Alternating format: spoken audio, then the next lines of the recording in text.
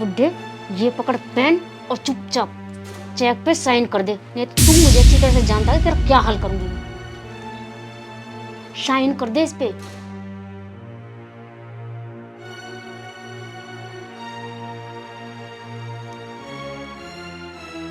चुपचाप यहीं बैठे रहना।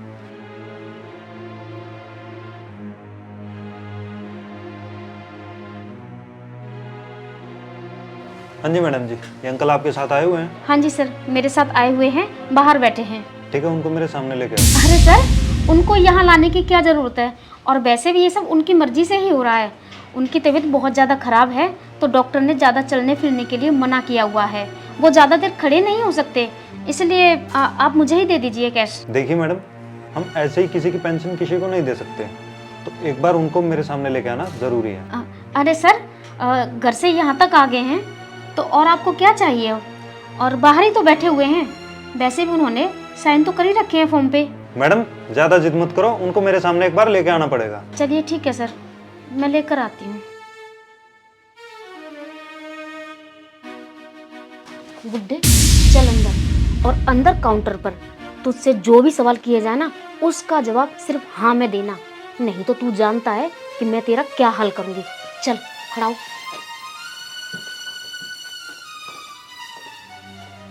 लीजिए सर, मेरे ससुर जी आ गए हैं, पूछ लीजिए आप क्या पूछेंगे। हाँ जी अंकल, आप गिरधारी ला लो।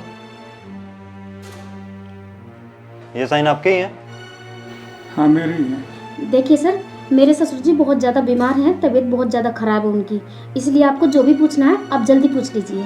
ठीक है मैडम जी, मैंने जो पूछना था वो पूछ लिया, आप इनको बाहर बैठा सकते हो। ठीक है पापा जी, आप बाहर बैठिए जाकर, मैं पैसे लेकर अभी आती हूँ।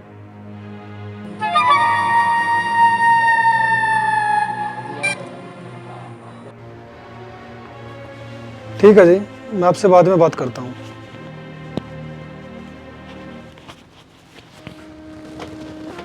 अंकल जी, क्या आपकी बहू आपको तंग करती है? अरे छोड़ो ना बेटा इन बातों को, तब आप कुछ कर ही नहीं सकते तो आपको बताने का क्या फ़ायदा। अंकल जी, घबराने की जरूरत नहीं है, साफ साफ बताइए बात क्या है। मैं इस बैंक का मैनेजर हूँ, मैं आपकी पूरी मदद करूँगा। हाँ बेटा, आप सही कह रहे हो।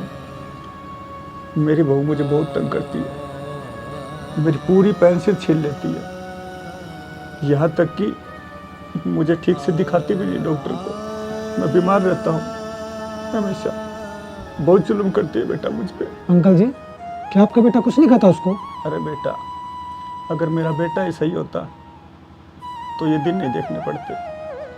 वो खुद बहू का गुलाम है, मुझे खाना तक नहीं देती, और वो मेरी बहू को कुछ नहीं करता बेटा, कुछ नहीं करता।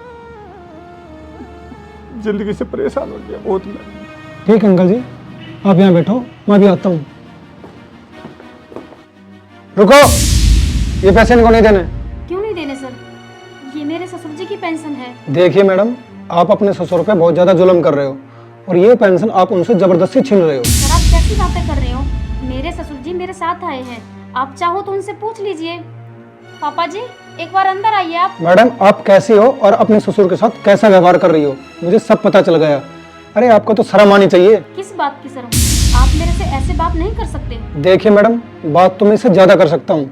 आप अपने ससुर को टॉर्चर करके इनकी पेंशन छीन रहे हो, इस जुर्म में मैं आपको पुलिस में पकड़वा सकता हूँ।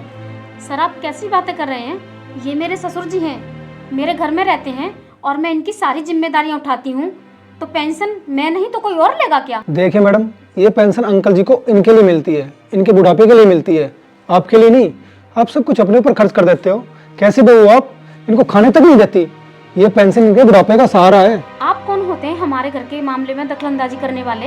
ये हमारे घर का मैटर है, बताओ ना पापा जी आप ही। तुम मुझे किस मुंह से पापा जी कर रही हो? जुल्म से ज्यादा हो लिया, तब मुझे बताना पड़ा।